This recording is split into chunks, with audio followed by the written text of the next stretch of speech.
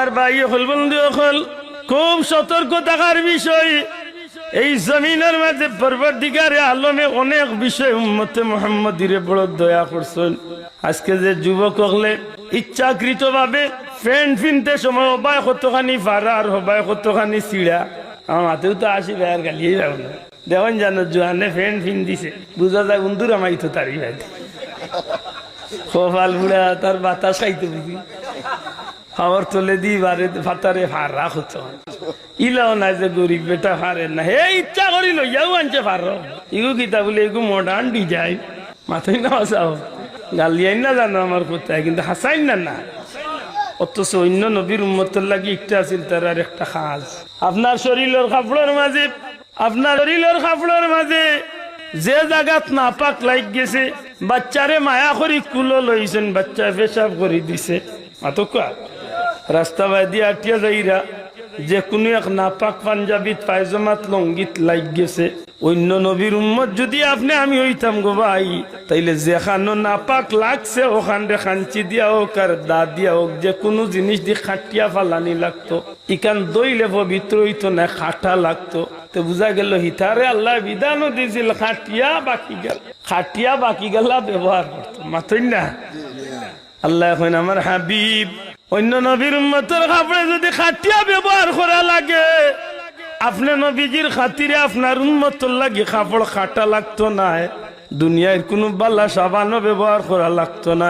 পাক পবিত্র পানির মাঝে যদি আমি আল্লাহর নাম লইয়া বিসমিল্লাহ হইয়া যদি আমার বন্দা যদি আপনার উম্মতে কাপড়লে বিসমিল্লাহ হইয়া যদি দইলায়, আমি আল্লাহ কইলাম আপনার নবীর উসিলা আমি আল্লাহ পুনরায় তার কাপড়লে পবিত্র করিয়া দিলাই। অর্থাৎ বুঝিয়া কো বাবাই বাবা হল হাসা করি কইটা আমার লাগে আমার আল্লাহর পক্ষ থেকে দয়া নাই, রহমতুল্লিল আলামিনের উসিলা জুড়ে খোকা নবীজির উসিলা আল্লাহ মায়া হয়েছে। তাই অন্য নবীর উম্মত আমরা লাভ বেশি না ক্ষতি? হ্যাঁ একবার ইলা কইলে কিন্তু আমি বহুত মাত মারতাম পারবো। আরো আছে গনিমতর মাল বিভিন্নটা আছে যে অন্য নবীর তো আল্লাহ আল্লাহ দেয়। অন্য নবীর উম্মত হল মরার আগে তারা যদি জাহান্নামী হইয়া থাকে, জাহান্নামের সাইনবোর্ড আমল নামার তালিকা ওখানে নিয়ে বাড়ির গেটে নিয়ে দেব, তুমি গুনাহগার মাত বুঝছেন। আমল নামার তালিকা ওখান বাড়ির দরজার টাঙ্গাইল, তুমি গুনাহ। তোবার লাগি দরজা বন্ধ হয়ে যেত 40 দিন। মাত মনে বুঝাইতে পারছি, যদিও খাবতি আইছে আমল নামার কথা, কিন্তু তোবার কথা কোনো সন্দেহ নেই। 40 দিন আগে তোবার দরজা বন্ধ হয়েছে। অর্থাৎ গুনাহগার হইয়া থাকলে তাইন আর তোবা করার কোনো সুযোগ নাই। এখন আমি কোন দিন মারা যাই 40 দিনের ভিতরে যদি আল্লাহ না করুক, আমার মনে মনে যদি সাইনবোর্ড ইখান ঠিক হয়ে যায়, মাত বুঝরানি বাহ্যিক যদি সাইনবোর্ড নাও লাগাইল থাকে তো 40 দিনের একটা মেয়াদ দেওয়া হয়ে গেছে, একটা সাইনবোর্ড হয়ে গেছে না মাত্তা না আপনার একটা সাইনবোর্ড হয়েছে তো বুঝা গেল 40 দিন আগে সাইনবোর্ড ইখান পরিষ্কার হয়ে গেছে।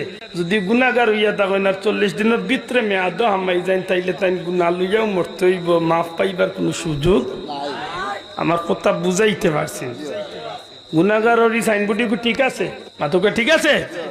অর্থাৎ আজকে যদি তাই আইসতো নেই যাবরিয়া 39 দিন পর্যন্ত 40 দিনের ভিতরে মারা যায় না, আল্লাহ না করক তাই গুনাহগার, তাইলে বুঝা গেল তানি সাইনবোর্ডে তান পিঠিত লাগ গেছে, তাই আর গুণাত্তনে বারইবার কোনো সুযোগ নাই। অর্থাৎ তওবার দরজা খোকা বড় করি, তওবার দরজা